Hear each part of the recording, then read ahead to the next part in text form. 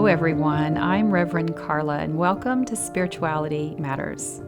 So let's settle in to find that sacred space between here where I am and there where you are. And let us be reminded that the Holy transcends our physical bodies, and our time together today is just as sacred and meaningful as if we were sitting beside one another. Okay, so let's get started. Today's podcast is titled Honoring What Was. And there is so much going on in this week. It goes way beyond Halloween, which I know as a child that was something I looked forward to every year.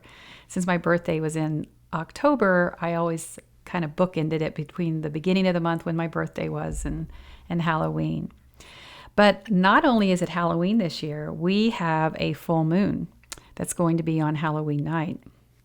Now, I could do a podcast every day on just this topic alone, so I'm going to do my best to try to break it up across all the platforms and capture all the content for this week. But more importantly, I'm going to encourage you to create space around this content because, yes, we're going to be talking about Halloween, but we're going to be talking about sorrow, grief, and loss. Which brings us back to the title of this week's teaching theme, which is Honoring What Was. Now, when I was in private practice and seeing spiritual care clients, I would have clients who were looking to explore their spiritual truth or recover from some kind of religious trauma. And a lot of times what brought them to me was they would be dealing with some kind of life crisis. And for whatever reason, what had been working in their life was no longer working. They simply did not have the resources in their spiritual or emotional toolkit to deal with this crisis. So once we started to untangle some of what was happening, we would often come to a place where unprocessed grief lived in their hearts, in their minds, and their souls. So if unprocessed grief is residing in that many places, of course it is going to impact how you are showing up in the world. You simply cannot carry that much baggage for very long. Now, I want to pause here for a minute and talk a little bit about what unprocessed grief looks like. It looks like the kind of grief that we have after we suffer some kind of tremendous or tragic or horrific loss. And that kind of loss stays with us perpetually throughout our life. And if we're not somehow able to unpack that from time to time and deal with it, that gets heavy. That is still in us, even though we're trying to push it down and force it down into our minds and our hearts. So it gets very heavy and it gets old and tiring. And especially here in America, we simply just do not do a very good job of dealing with grief and sorrow. We're not very good at comforting the grieving, and we ourselves often don't know how to deal with grief. And sometimes we treat it like we might treat a broken arm. If you immobilize an arm for 6 weeks by putting it in a cast or some kind of sling, you take it off after 6 weeks and there, you're all better, maybe a little rehab, and you're all better. You just go on with your life. But nothing could be farther from the reality when it comes to grief.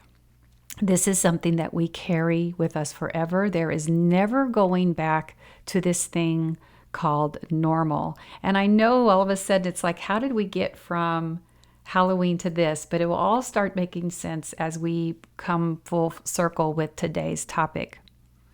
So once again, I'm going to invite you to give this time and space with me today so that you can fully process what may arise for you as we journeyed into this topic. And like I said, this is a jam-packed week, so the other platforms, I'll go into the history of Halloween and the sacredness around the ritual of a full moon and things like that. But for our time together here today, we're going to concentrate on All Saints' Day and All Souls' Day, because the placement of these 2 days directly after Halloween is intentional, and that placement is intentional by the church. So I think it was back in the 7th century, the Pope established All Saints' Day. It was originally going to be celebrated in May, but it was later moved to November 1st. And this was not, this was very hidden in plain sight. It was an intention of creating a holy day that would preempt the celebrations that people were having around the autumn equinox or the end of harvest. There is a Celtic festival called Samhain that I'll go into more in my blog, but this was an incredibly strategic placement, because how else are you going to convince the people to turn to religion unless you put a holiday right smack dab in the middle of their celebrations and rituals? So All Saints' Day was created to celebrate the saints in the Catholic Church. And guess what? Just like they were doing with their end of harvest celebrations, which was dancing and reveling and lighting bonfires, people were encouraged to dance and light bonfires and celebrate into the night before All Saints' Day. So All Saints' Day actually began the night before, which is what our traditional Halloween began on Samhain. So this is a perfect example of religious or cultural appropriation. We're hearing that a lot right now about how we have to be very sensitive about how we appropriate another people's cultures or identity by using them in costumes or language or dialect or whatever it is. But this is a very classic example of taking a tradition and supplanting it with a religious tradition. So what they did was they would take that pagan holiday and supplant it with this religious holiday and then demand that people take part in it. And not only do we see it in Samhain and All Saints' Day, we also see it in Christmas and Easter. And as time goes on, we'll cover those in other podcasts. So back to All Saints' Day. So what this is, it's an annual celebration to honor the saints who have been established as saints in the Catholic Church. So there's several websites that I use for my research on this, and my poor computer, the other night it was having trouble starting up, and I realized I had over 80 tabs open on my poor computer. That's going to max any processor, so I'm trying to do a better job. But one of my favorite places to do research is a site called learnreligions.com. So you can check that out. And I'll also have a link in the show notes for this. And I want to be very mindful here. I am not Catholic, and I don't even want to pretend to be an authority on this. I'm not a theologian. So I'm taking my info for what I consider very qualified researches. You'll see in the show notes that I do use several Catholic resources that I consider very, very qualified to be able to talk about this. But according to learnreligions.com, All Saints' Day celebrates all of the faithful who are in heaven. Now, after the Protestant Reformation and Protestant churches then started to be established when we had, good old Martin Luther who pinned or nailed the 95 Theses on the church door, and then the Protestantism was born, that those churches were no longer under the authority of the Catholic Church. However, several of the Protestant churches still continue to honor All Saints' Day, not exactly in the same manner that the Catholics will. So, for instance, in Catholicism, they might hold Mass on All Saints' Day so that you come in and you honor the saints in that way. But some of the Protestant churches now that still honor All Saints' Day are like the Lutherans and the Methodists and the Presbyterians. And I can tell you, as a former Presbyterian, we always had some kind of commemoration of that day. And there may be others that have somehow filtered into those denominations. Don't forget, we're talking now about over 25,000 Christian denominations worldwide, and some of those figures take it up as high as 30,000. So we're talking about a lot of different traditions and rituals that may have kind of bled through, if you will, into other denominations.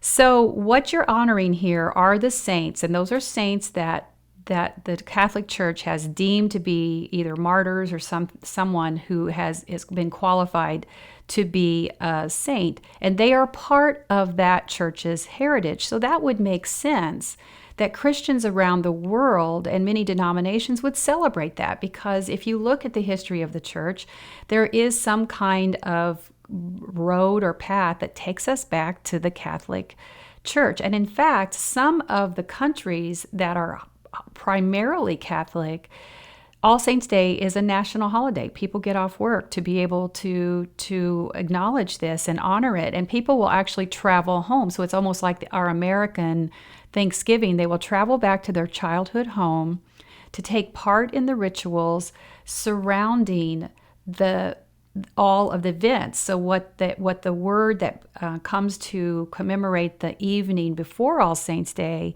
is All Hallowtide, or All Hallows Eve, or Hallows Eve. And now you start to see the blending into the word Halloween, because that night was also the evening before Halloween. So we're going back into some of the ancestral cultural traditions that for that evening of Samhain, or whatever else the other people were calling it, they believed that at this time, the veil between the earthly and the heavenly, or the mystical, or even the dark realm, was very thin. So even though there was room to be grateful because of the bountiful harvest, and knowing that it was time to face the darkness and the mysterious darkness and fear of what that was, because we're talking about back in time where you just couldn't go back to your flip on a switch to get heat in your home. A lot of their life, not only their livelihood, but their life depended on how bountiful the harvest was and whether or not they would survive the winter. So you have the Hallows Eve, then you had All Saints' Day, and then All Souls' Day, which is the day after All Saints' Day. And we'll get to that in just a little bit. So even though All Saints' Day, like I said, is technically commemorated by Catholics and a few Protestant denominations, this element of connection or inspiration is certainly relevant for us today. And it sits on the periphery of our spiritual path, because I think if you are like me, there are several saints who inspire me, and some of them that belong to the generations of people who are on any kind of spiritual journey. So when you look at some of those saints, the Catholic Church counts the apostles as a saint. So of course, the apostles belong to Christianity, not just the Catholic Church. But some of the other ones who have inspired me, so I'm just going to name some of mine. And of course, I would encourage you to go research some of these saints. And there's, I think it's catholicchurch.org, but again, it'll be in my show notes. But go look at these saints, because there's a mound of information about them, and it's incredibly inspirational. But mine are Joan of Arc, Saint Francis of Assisi, Saint Clare of Assisi, Saint Patrick, and of course that's good old Saint Patrick of Saint Patrick's Day, Saint Valentine. Maybe some of you didn't even know that there is a saint that's related to Valentine's Day, and whose story is quite different than what Valentine's Day that we have come to know.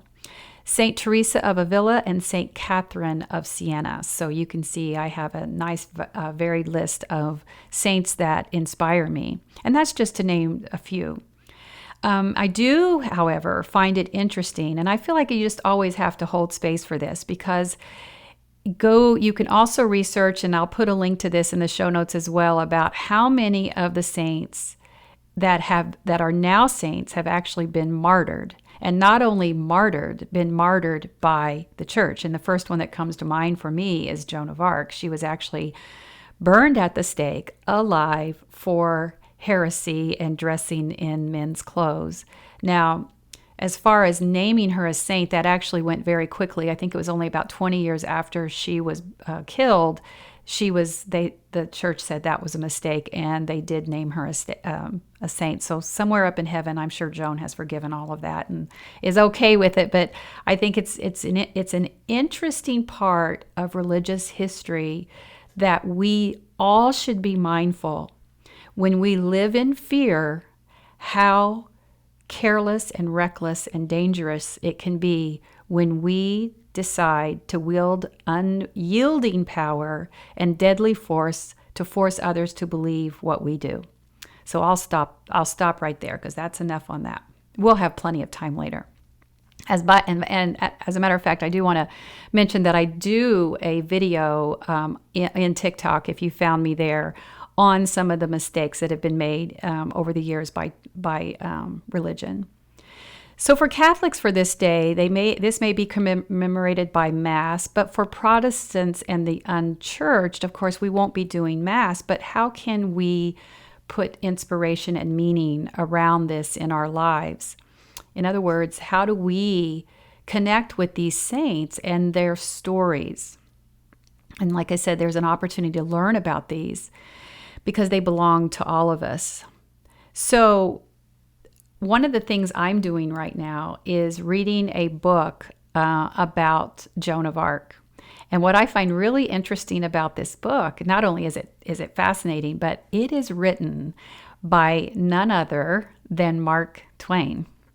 I mean, think about that. Mark Twain, who he spent 12 years researching. He even traveled worldwide. He spent 12 years researching Joan of Arc before writing this story, and I'm truly enjoying it. And then another one that really inspires me is St. Francis of Assisi, because he's the patron saint of animals. So he has always spoken to me. If you've ever seen how St. Francis is depicted, it's usually, if he's in some kind of garden ornament, he's shown with animals all around him.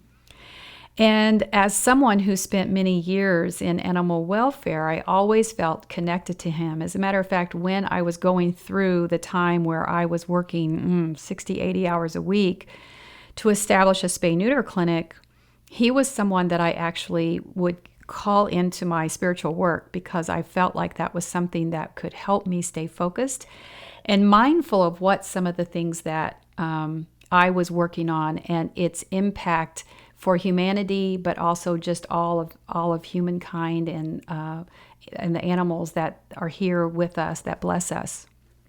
Okay, and also another thing, the feast of Saint Francis of Assisi always occurs on my birthday, so that's something that I always found very special and meaningful for me. Now, the Bible also mentions three angels. They are Michael, Gabriel, and Raphael. And those three angels are angels that are mentioned as saint in the Catholic Church as well.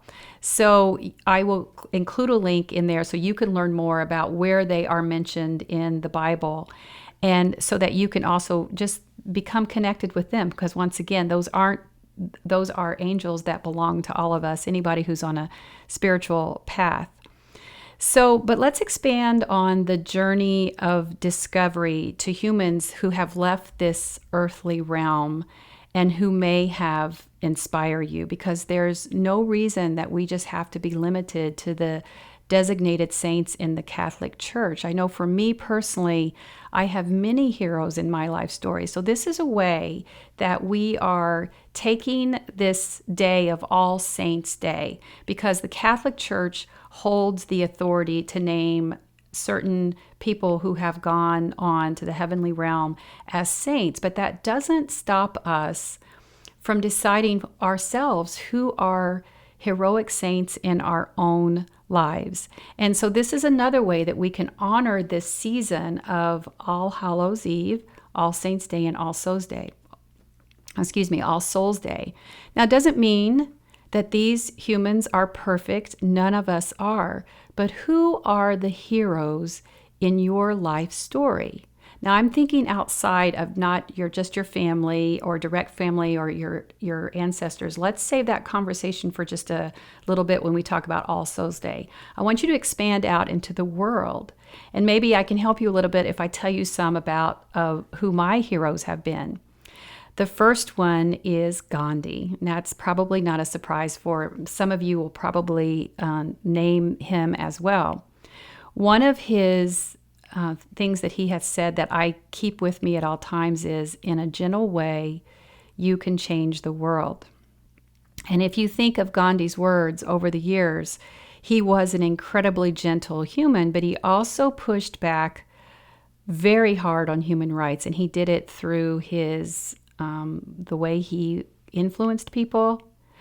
And I admire that. It reminds me sometimes that the most important way to impact people is to be vulnerable enough and courageous enough to show them your heart, but also establish your boundaries.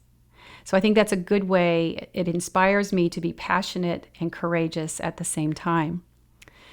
Martin Luther King, of course, he's so many people's inspiration, especially for those of us who are allies to the Black Lives Matter and to people who are oppressed. But one of my favorite quotes of his is, life's most persistent and urgent question is, what are you doing for others? So even though he's very much known for the civil rights movements of the 60s, he had a very much a mystical, global, universal view. His message was much bigger than just what he's primarily known for. So I want to say that again. Life's most persistent and urgent question is, what are you doing for others? That's something that we could ask ourselves every day, just to make sure that we're working for something other than just getting through the day. Nelson Mandela is another one of my heroes. And he said, it always seems impossible until it's done. That's for sure. I feel like that's part of my life all the time. Like, I think I'm never going to get up a mountain, but it always seems impossible until it's done. And I think about the courage and the wisdom, then the bravery it took for him to stay the course, to be the major force that ended apartheid. So you can also go research him as well if you're not sure about his life. And of course, Mother Teresa.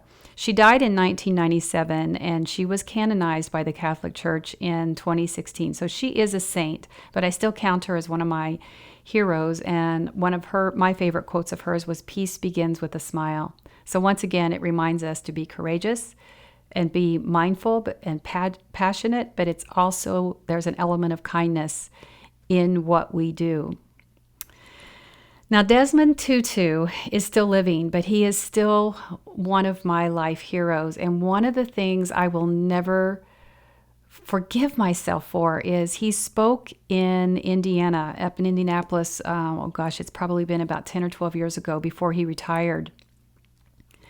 And the tickets were free to go see him, but I knew that you had to call in to get them, and I had to go run an errand. And when I got back, the lines opened up, and I went to run my errand, 15 minutes. And when I got back, they were sold out. All the tickets were sold out. And I will never forgive myself, because I think I've missed the time to see him. He's well into his 80s, if not into his 90s now.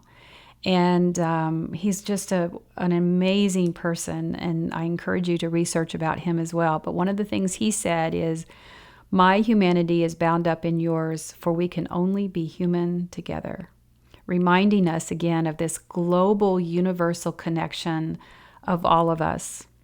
And then the last one I want to talk about is the Dalai Lama. And I have heard the Dalai Lama speak a couple of times, and it's been such an honor to see him and be in his presence. But what he said that speaks to me is, compassion is the radicalism of our time. Compassion is the radicalism of our time. So now I would invite you to take a moment and consider, if you can't do it now, but consider creating the heroes in your story. Who are they?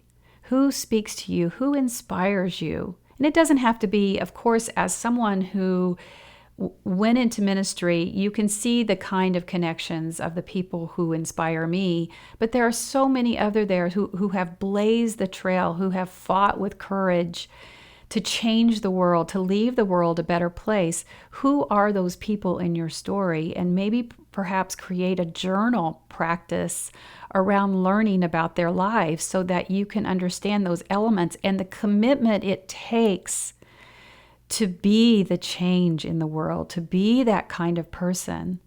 So I'd encourage you to use that as part of your spiritual practice. So not only look at the saints, but look at just the history of humanity and see what's out there. So now we can take this practice into a the simplicity of this spirituality, which is just simply reading about another person's history. But what's more important is it also connects you to our collective history. So, especially in this season that we're in right now, where people can be so divided by religious beliefs, by demographics, by the color of their skin, this kind of practice reminds you that the most impactful humans are the ones who understand that we rise above and to a higher calling. So the most impactful humans know that we rise above this and we exist to impact at this higher calling. So I don't want this to end up being a 2-hour podcast. So I'm going to quickly switch gears here so that we can move into All Souls Day, because remember that occurs immediately after All Saints Day. Now, back to learnreligions.com, who tells us that All Saints Day is about celebrating the faithful that are in heaven. All Saints Day, which once again, this was established by the Catholic Church. This is about those who have died and are now in purgatory, which is a place or a state of suffering inhabited by the souls of sinners who are waiting to be cleansed of their sins before going to heaven. Now, I'm going to pause here a minute because I want to make this clear. There are many Protestant churches, and I've attended them, that do celebrate All Souls Day, but without any reference to purgatory. Purgatory is definitely a Catholic belief. So you can still honor the essence and the sacredness of All Souls Day without having to believe in the purgatory. Because I can tell you once again, just like with All Saints Day, many of the Protestant churches honor this All Souls Day and make no reference to purgatory because that, like I said, that's a Catholic belief. So this is where, dear ones, I'd like you to take a breath and let's talk about how we can bring this relevance and sacredness and this wisdom into our lives. Because most often we would honor those who had died the previous year. So inside church, the way All Souls Day would be honored is those who were in membership or fellowship or community with you in church. There would be a service around that would honor their lives. So there would be some kind of altar set up. Their names would be read aloud. Their families would be acknowledged of those who had left us. And it would be a beautiful, meaningful service. And it would very much hold the space for those who were still hurting, including those of us who were in fellowship with those people who had left. And it was a beautiful way to honor the ebb and flow of life. So this is, once again, we're going to ask you to consider this outside of the religious context because we don't want to be accused of cultural or religious appropriation.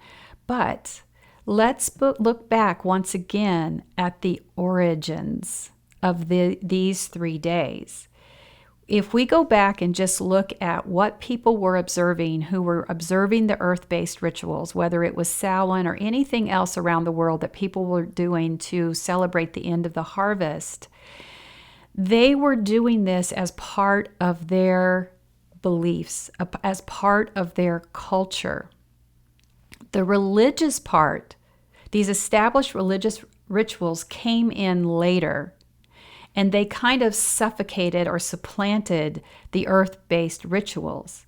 But the earth-based rituals, the wisdom that was around that time was already there. In other words, they were holding space to acknowledge that the end of October really was the time when the earth was officially turning towards the darkness. The time of abundant living and life with the growing season was over, the harvest was complete, and the darkness was now coming. Any of the religious rituals that ended up coming over top of that have no biblical basis. They are human-made. And to be honest, not only are they human-made, they're man-made, since we're talking about a strong patriarchal system of religion and existence at that time. So we're not grabbing Catholic beliefs or the rituals around the Catholic traditions and claiming them. In fact, many Protestant churches continue to honor the sanctity of these human-made rituals without holding fast to the beliefs surrounding these 2 days. What we're doing is going back and binding the ancestral traditions to our lives today.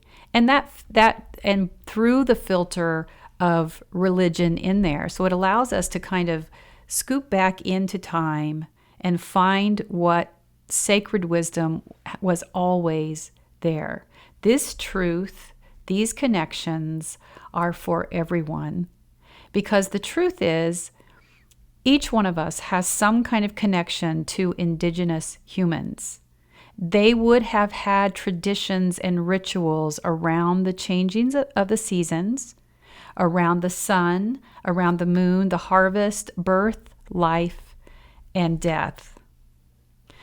So, I'm inviting you to consider how you can connect to not only your ancestral heritage, but how you can explore that lineage back to that time.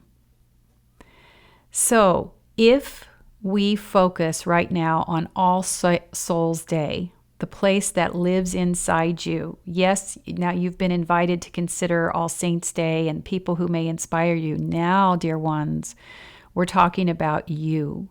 We're talking about you personally and your loss and your grief.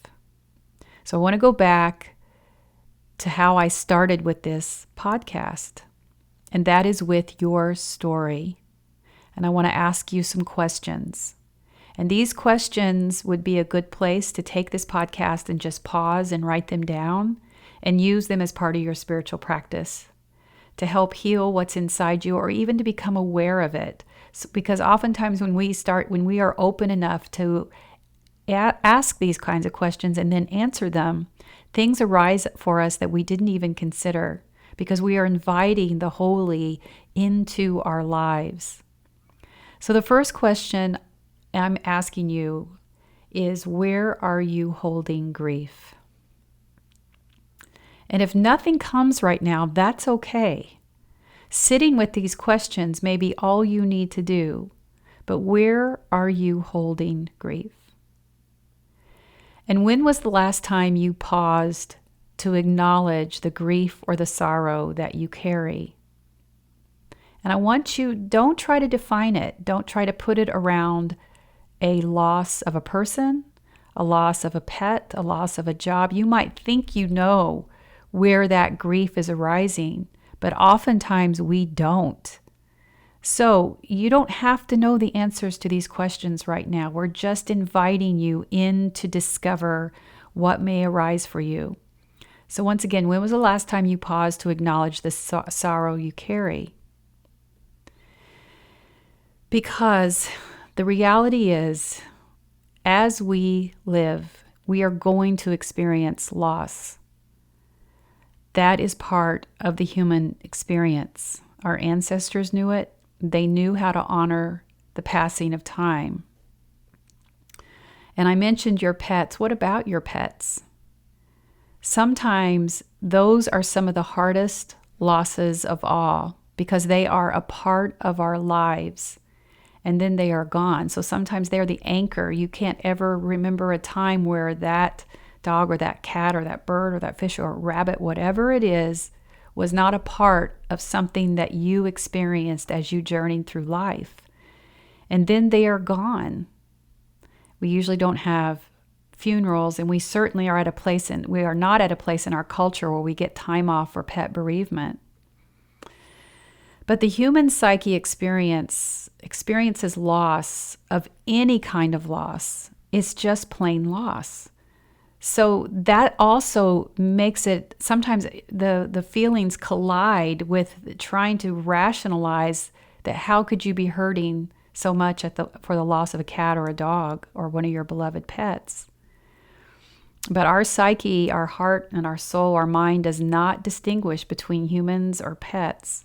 We tend to box it up and just force it down because believe me, it just doesn't work that way.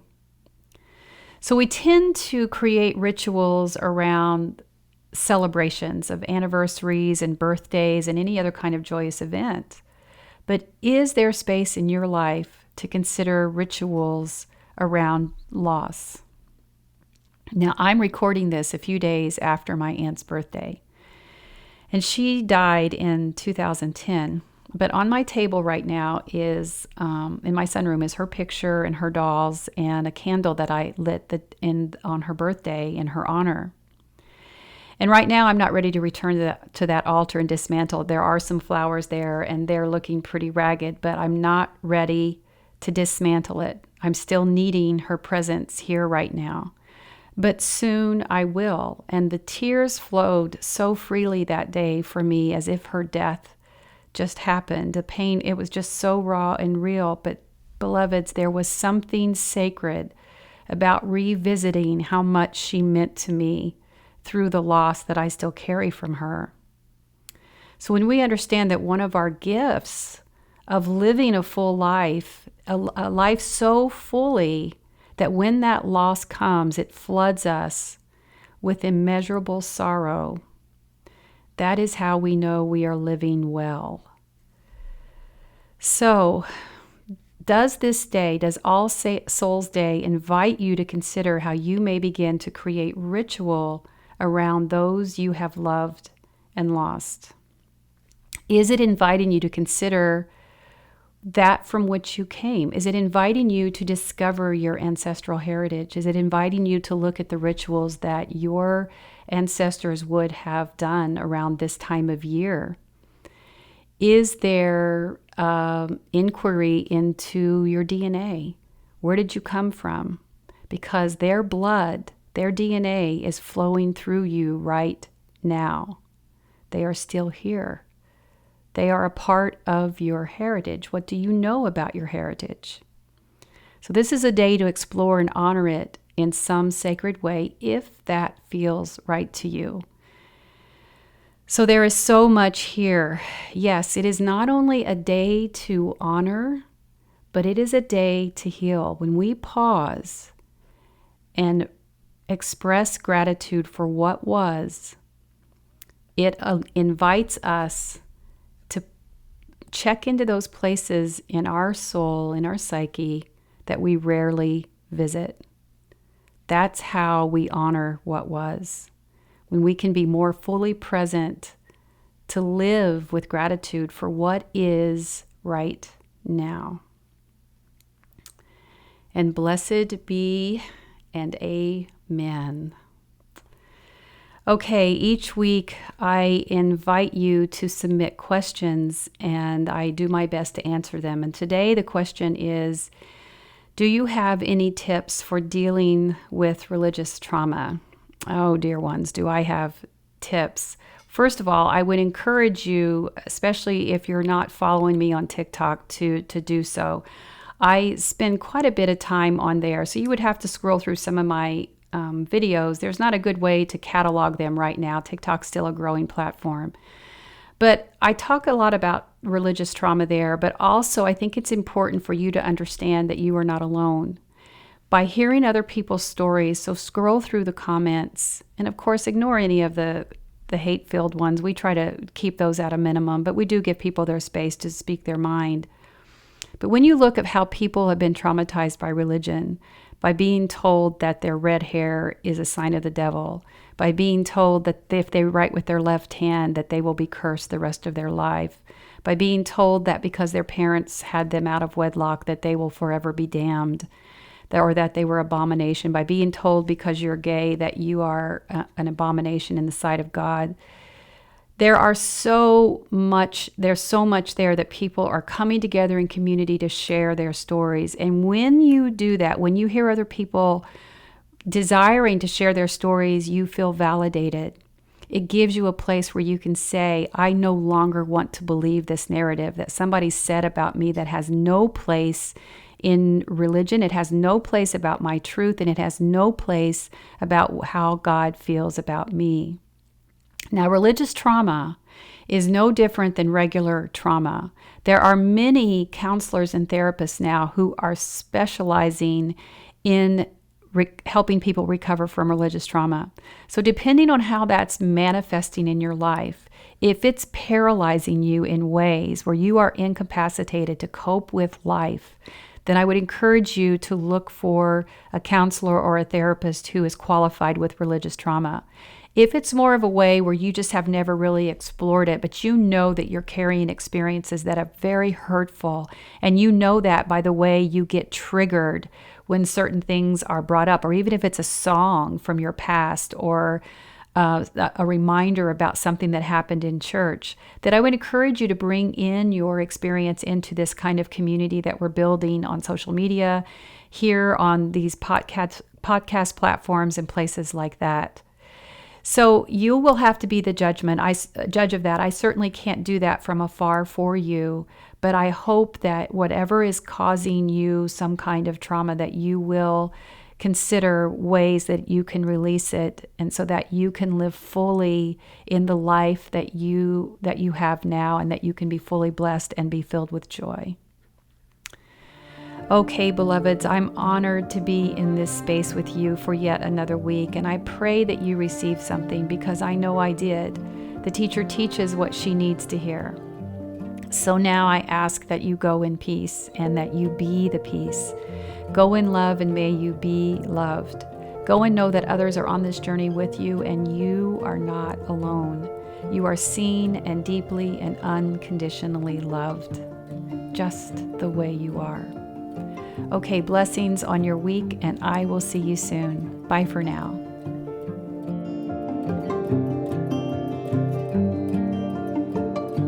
If you like what you heard today, be sure to like and subscribe to Spirituality Matters wherever you listen to podcasts. To submit questions to Rev Karla, email us at spiritualitymatters@revkarla.com. Follow @Rev Karla on Instagram, Facebook, TikTok, and Pinterest for more spirituality teachings. Check out her blog posts on revkarla.com, and go ahead and sign up for email alerts while you're there so you don't miss a thing. Thanks for tuning in. We'll see you next week.